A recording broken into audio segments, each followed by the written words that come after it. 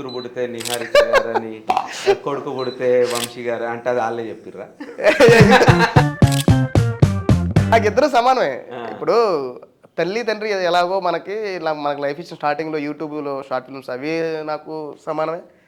నాకు మొట్టమొదటిసారిగా మనకు లైఫ్ ఇచ్చినటువంటి నిహారిక గారు సమానమే. అందరూ అప్పుడు కమిటీ కుర్రల టైంలో ప్రమోషనల్స్ ఆ టైంలో ఒక దగ్గర అన్నావు ఊరికి సంథింగ్ ఏదో చెయ్యాలని ఉంది మీ ఊరికి. ఏంటి శ్రీమంతుడు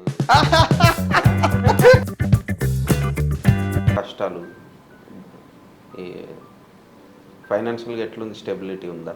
కోపం లేదు, అప్పుడప్పుడు ఏడుపు వస్తుంటుంది అంతే.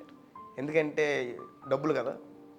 ఇంత కష్టాల్లో ఉంచాలి ఉన్న లైఫ్ అంటే ఫ్యామిలీ కూడా చిన్న ఫ్యామిలీ, కొంచెం ఫాదర్ లేరు కాబట్టి అవి ఉండే ఈ యాక్టింగ్ చేద్దాం ఇటు అంటే ఈ రిస్క్ ఫీల్డ్లోకి ఎందుకు వచ్చినావు? నాకు నటన మీద ఉన్న ఇంట్రెస్ట్, ఒక గుర్తింపు కావాలి. నేను అజయ్ ఘోష్ గారి దగ్గర, నేను మన పుష్ప కొండారెడ్డి అజయ్ ఘోష్ గారు ఉన్నారు కదా, ఆయన దగ్గర నేను ఒక 2 months అసిస్టెంట్గా వర్క్ చేస్తాను. ఓకే.